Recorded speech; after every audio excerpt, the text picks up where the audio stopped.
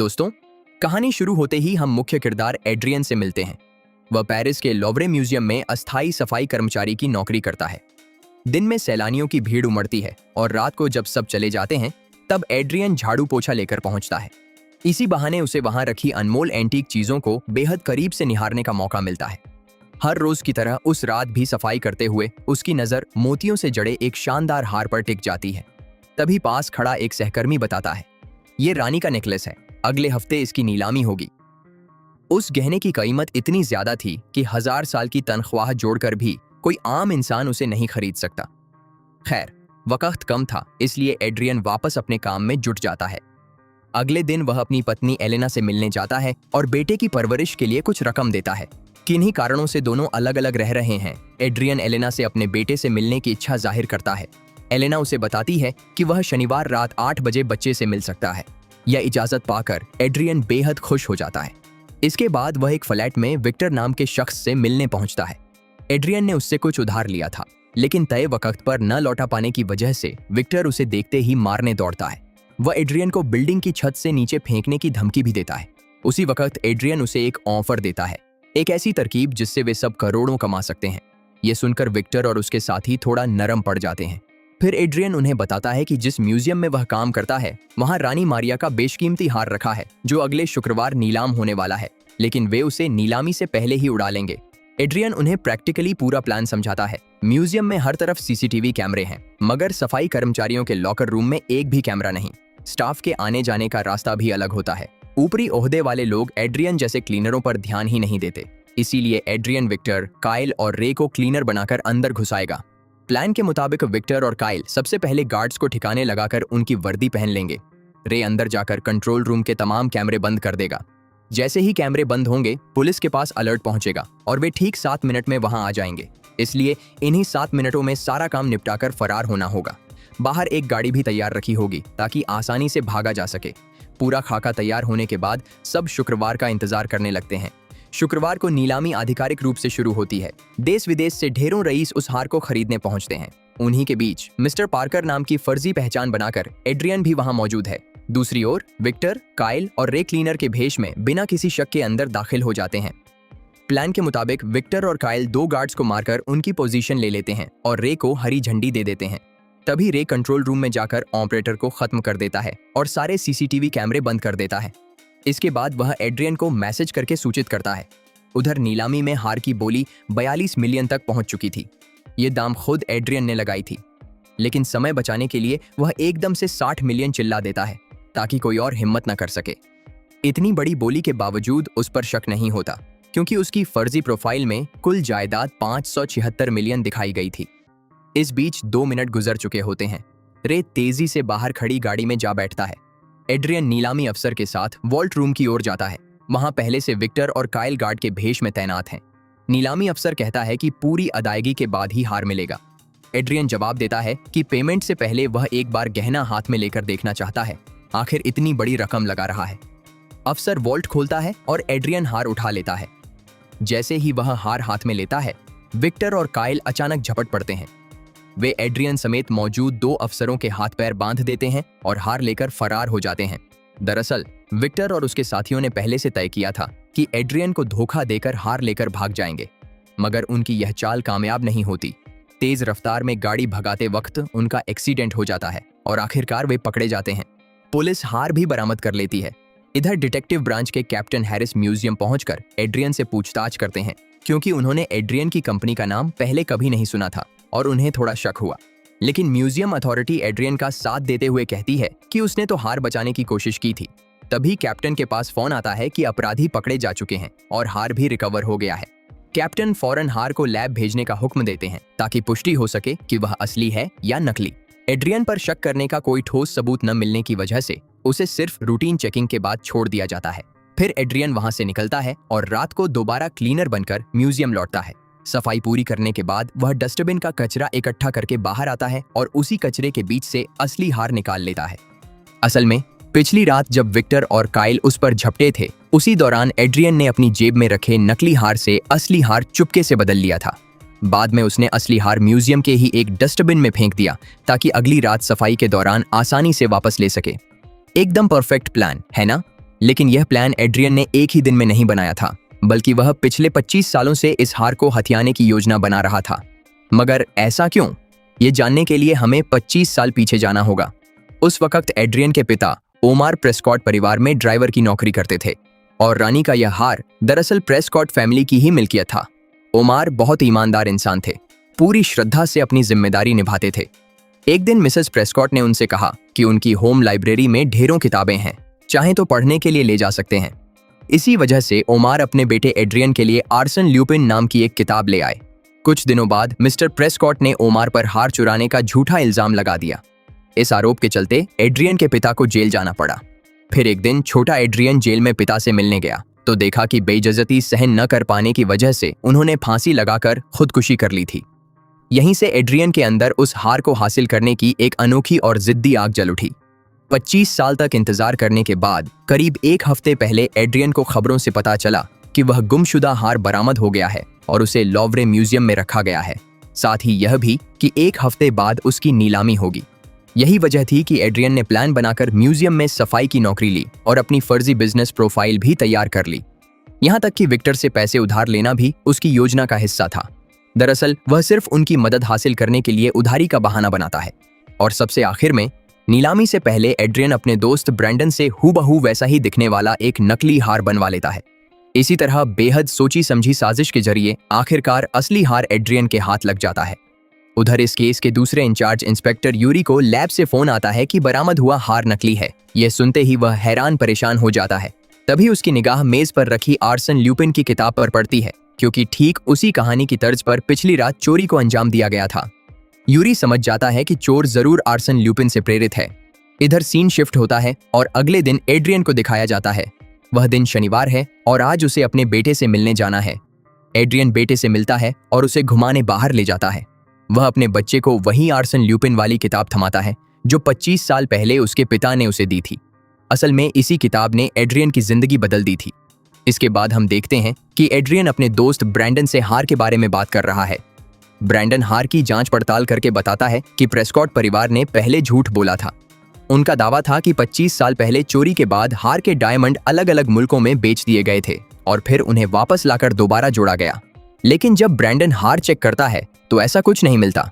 हार शुरू से बिल्कुल ज्यों का त्यों है, किसी भी डायमंड पर एक खरोंच तक नहीं है। यह सुनते ही एड्रियन को पुख्ता यकीन हो जाता है कि यह हार कभी चोरी हुआ ही नहीं था। इसका साफ मतलब था कि 25 साल पहले उसके पिता को झूठे केस में फंसाया गया था। तब एड्रियन ब्रैंडन से हार के सारे डायमंड निकालने को कहता है। इसके बाद वह मिसेस प्रेस्कॉट को मिलने के लिए एक चिट्ठी भेजता है, जिसमें सबूत के तौर पर एक डायमंड भी रखता है। चिट्ठी में मिलने की लोकेशन, तारीख और समय सब कुछ लिखा होता है। उसी के मुताबिक मिसेस प्रेस्कॉट उससे मिलने पहुंचती हैं। एड्रियन पिंजा डिलीवरी बॉय के भेष में मिसेस प्रेस्कॉट से मिलता है और पूछता है कि उसने उसके पिता को हार चोरी के आरोप में क्यों फंसाया था। लेकिन मिसेस प्रेस्कॉट पुलिस सुरक्षा के साथ आई होती है। उनके कपड़ों में एक जासूसी कैमरा और सुनने की मशीन लगी होती है। एड्रियन यह भांप जाता है और फौरन अपने हाथ से उस जासूसी कैमरे को ढक लेता है। तब मिसेस प्रेस्कॉट एड्रियन को पैसों के बदले समझौते की पेशकश करती हैं, मगर एड्रियन साफ इनकार कर देता है। वह अपने पिता की इज्जत वापस चाहता है, पैसे नहीं। इधर जैसे ही स्पाई कैमरा बंद होता है, छद्मवेश में मौजूद पुलिस अफसर उनकी तरफ बढ़ने लगते हैं। एड्रियन हालात समझ जाता है और झट से अपनी साइकिल उठाकर भागता है। पुलिस भी पीछे दौड़ती है, लेकिन उसी वक्त वहां कई और पिज्जा डिलीवरी बॉय आ जाते हैं, जिससे पुलिस कंफ्यूज हो जाती है। शक के आधार पर वे एक लड़की डिलीवरी बॉय को पकड़ लेते हैं और इसी मौके का फायदा उठाकर एड्रियन कपड़े बदलकर आराम से निकल जाता है। दरअसल मिसेस प्रेस्कॉट से मिलने से पहले ही एड्रियन ने उसी लोकेशन का इस्तेमाल करके ये सारे पिज्जा ऑनलाइन ऑर्डर करवा दिए थे ताकि भागने का मौका मिल सके।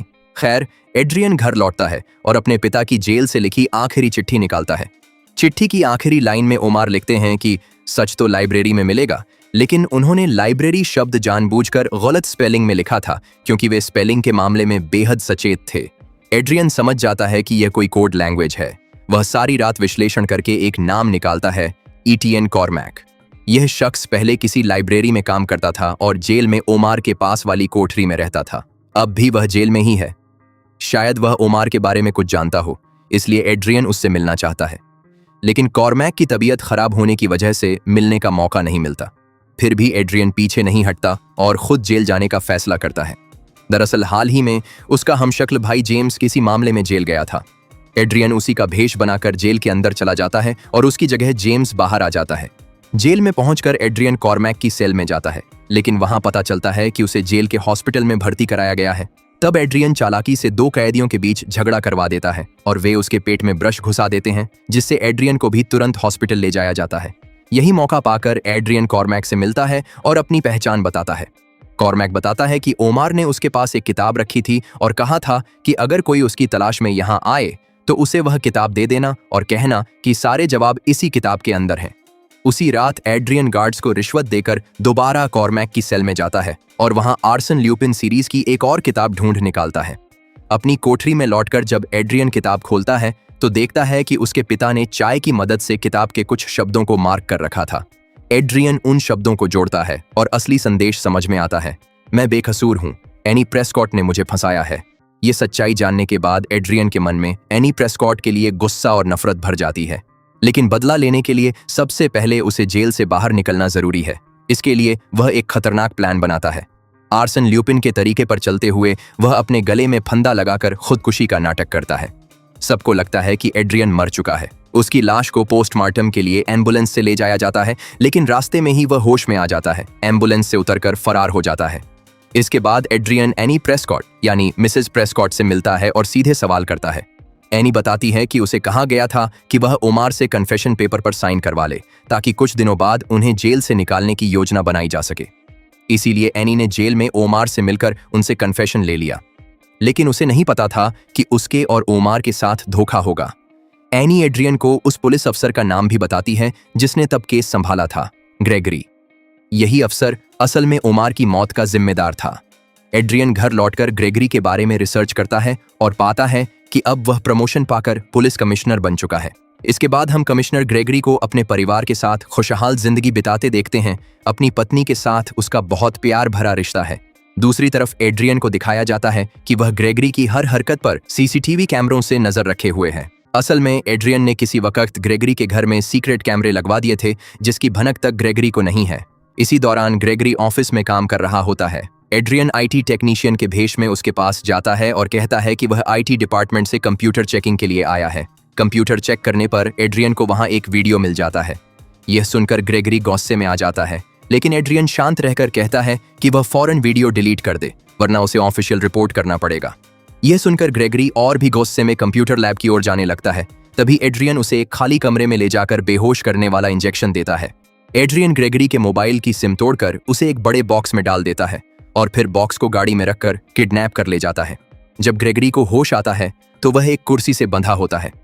एड्रियन सीधे उसके सामने नहीं आता, बल्कि पास के कमरे से एक डिवाइस के जरिए बदली हुई आवाज में बात करता है। एड्रियन स्क्रीन पर अपने पिता ओमार की कुछ तस्वीरें दिखाकर ग्रेगरी से पूछता है कि क्या वह उन्हें पहचानता है। ग्रेगरी ओमार को पहचान जाता है। फिर 25 साल पहले का फ्लैशबैक दिखाया जाता है। ग्रेगरी ओमार को गिरफ्तार करने के बाद मिस्टर प्रेस्कॉट से मिलता है। ग्रेगरी मिस्टर प्रेस्कॉट को बताता है कि ओमार का कोई आपराधिक रिकॉर्ड नहीं है। वह ईमानदार और मददगार इंसान था और उसे नहीं लगता कि ओमार ने हार चुराया।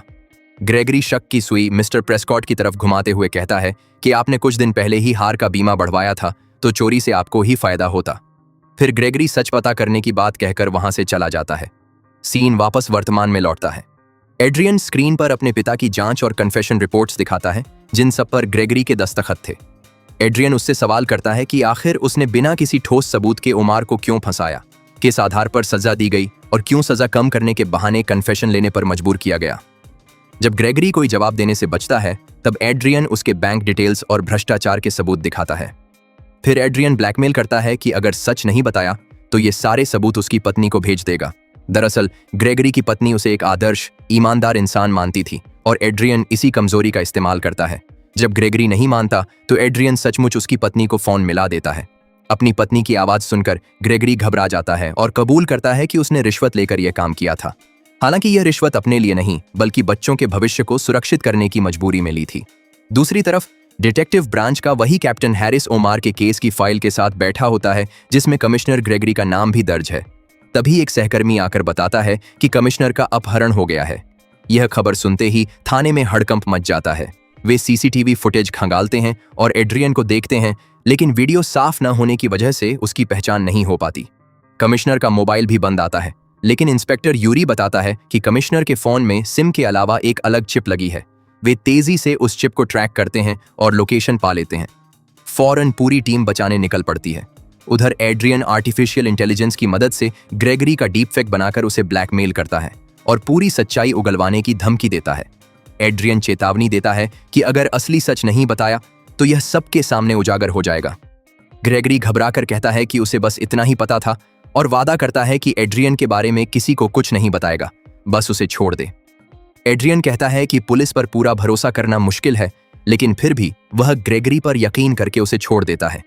दूसरी ओर पुलिस अफसर ट्रैक की गई लोकेशन पर पहुंचते हैं और एक बॉक्स खोज निकालते हैं जिसमें सिर्फ कमिश्नर का मोबाइल मिलता है। जब वे गाड़ी के ड्राइवर से पूछताछ करते हैं तो वह बताता है कि उसे उबर से बुलाया गया था और उसे अपहरण के बारे में कुछ नहीं मालूम। उसे बस सिटी हॉल से कुछ सामान लाने को कहा गया था।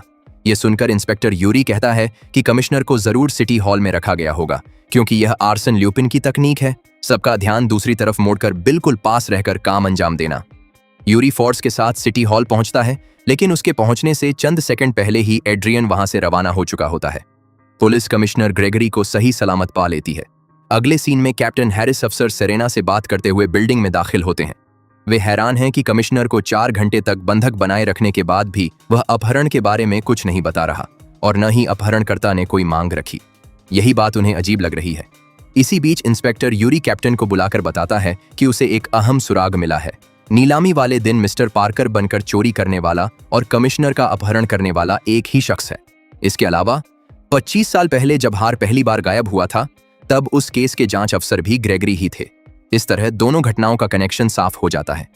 इधर कमिश्नर ग्रेगरी घर लौटकर सारे छिपे हुए कैमरे ढूंढ कर तोड़ देता है और नहाने चला जाता है।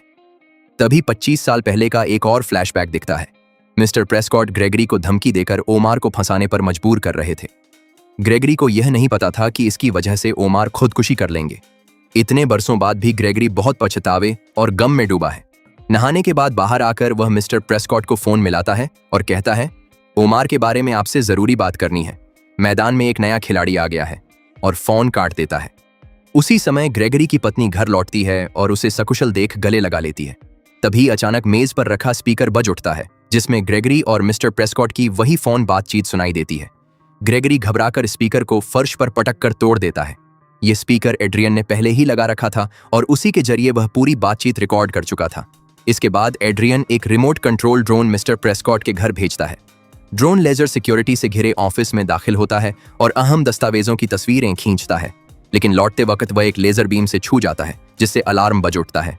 गार्ड ड्रोन का पीछा करते हैं और आखिरकार वह दीवार से टकरा कर गिर जाता है। ड्रोन के अंदर मिस्टर प्रेस्कॉट को एक पुर्जा मिलता है जिस पर लिखा है, मैं तुम्हें नहीं छोड़ूंगा। अगली सुबह नाश्ते के दौरान एड्रियन अचानक कमिश्नर ग्रेगरी के सामने आ बैठता है। ग्रेगरी परेशान और गुस्से में आ जाता है।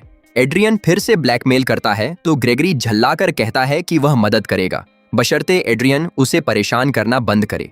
एड्रियन मान जाता है। तब ग्रेगरी बताता है कि फेलिक्स नाम का एक रिपोर्टर था जिसने मिस्टर प्रेस्कॉट की जांच की थी और उनकी करतूतें लगभग बेनकाब कर दी थीं।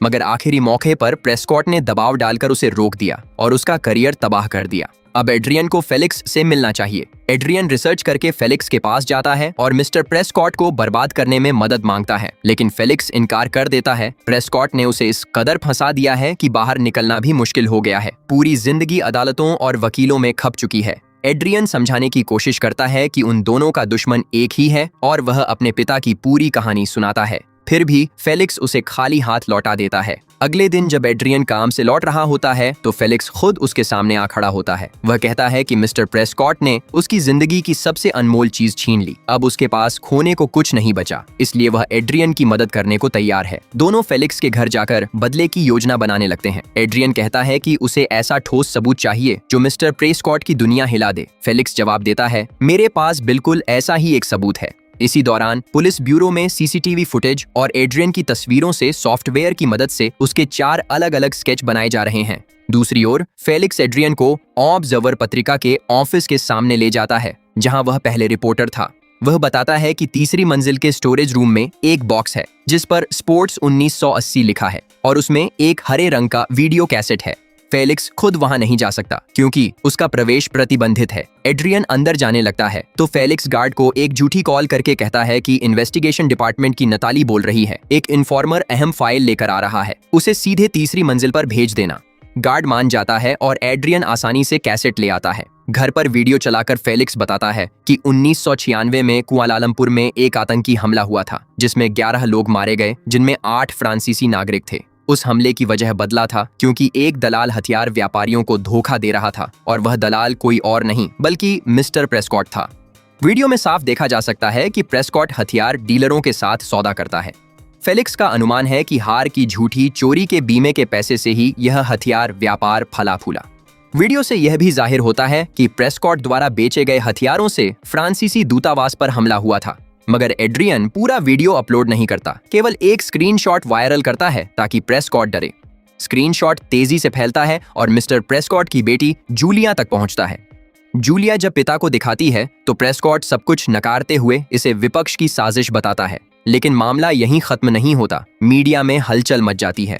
प्रेस्कॉट मीडिया के सामने भी यही दोहराता है और ललकारता है कि जो भी बदनामी फैला रहा है सबूत के साथ सामने आए। इसी दौरान रिपोर्टरों की भीड़ में से फेलिक्स माइक लेकर आगे बढ़ता है और पूछता है, क्या आपके हाथ अब भी उस हमले में मारे गए लोगों के खून से रंगे हैं? मिस्टर प्रेस्कॉट गुस्से से कुछ पल फेलिक्स को घूरता है, फिर बिना जवाब दिए चला जाता है। टीवी पर एड्रियन भी यह सब देख रहा होता है और फेलिक्स द्वारा खुद को जोखिम में डालने से विचलित होता है, लेकिन फेलिक्स को प्रेस्कॉट के सामने खड़े होने में एक गहरा सुकून और ताकत महसूस होती है। फिर फेलिक्स वहां से निकलता है और देखता है कि प्रेस्कॉट का एक आदमी उसका पीछा कर रहा है, इसलिए सावधानी से घर लौटता है।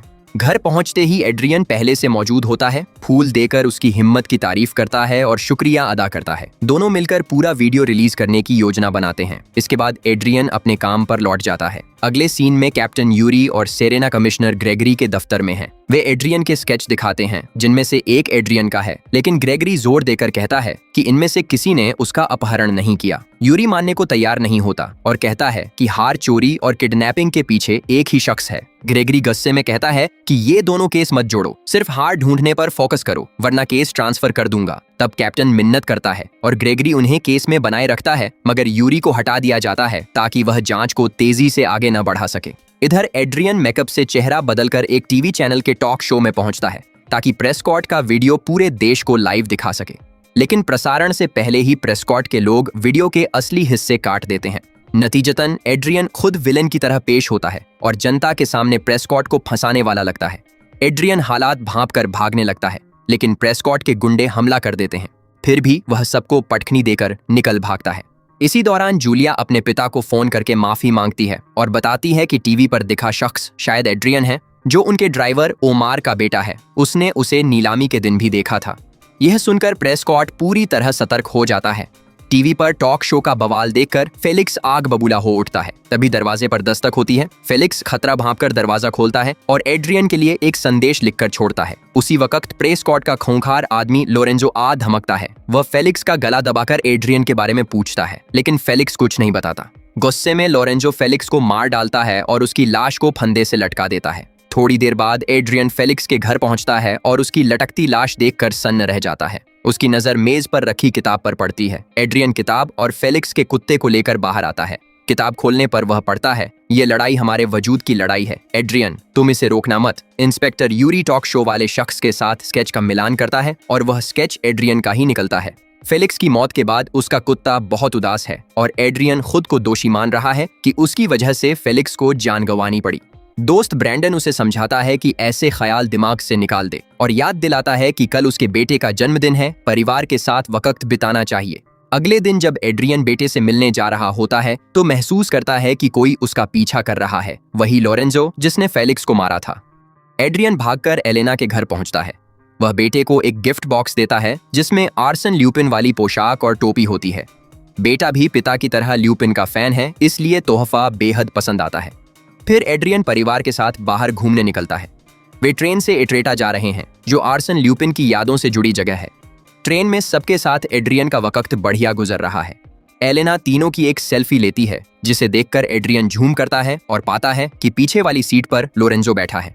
एड्रियन नहीं चाहता कि परिवार मुसीबत में फंसे, इसलिए वह लोरेंजो का ध्यान बटाने की कोशिश करता है।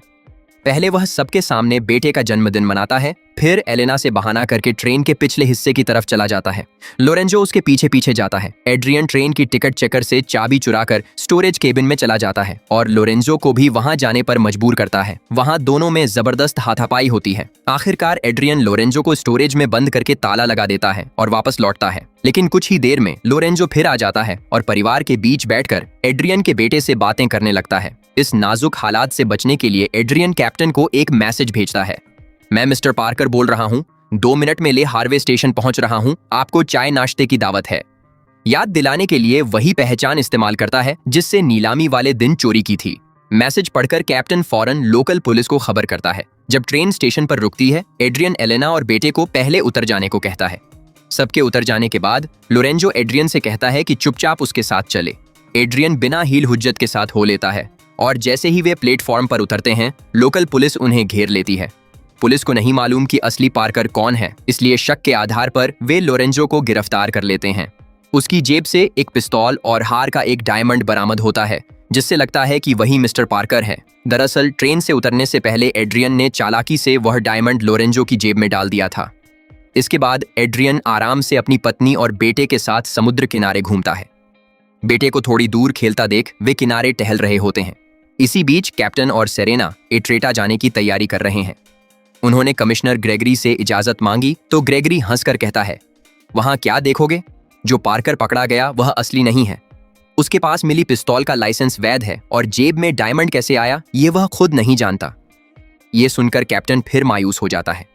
उसे लगता है कि मिस्टर पार्कर ने उसे दोबारा बेवकूफ बना दिया। इधर एड्रियन और एलेना सहसा महसूस करते हैं कि उन्होंने बेटे को काफी देर से नहीं देखा। वे घबराकर ढूंढने लगते हैं, लेकिन वह कहीं नहीं मिलता, और मिलता भी कैसे, क्योंकि तब तक लोरेंजो बच्चे को अगवा कर चुका होता है। बेटे को न पाकर जब एड्रियन निराश खड़ा है, तभी पीछे से इंस्पेक्टर यूरी उसे ल्यूपिन कहकर पुकारता है और इसी पल के साथ ल्यूपिन का पहला सीजन यहीं खत्म हो जाता है।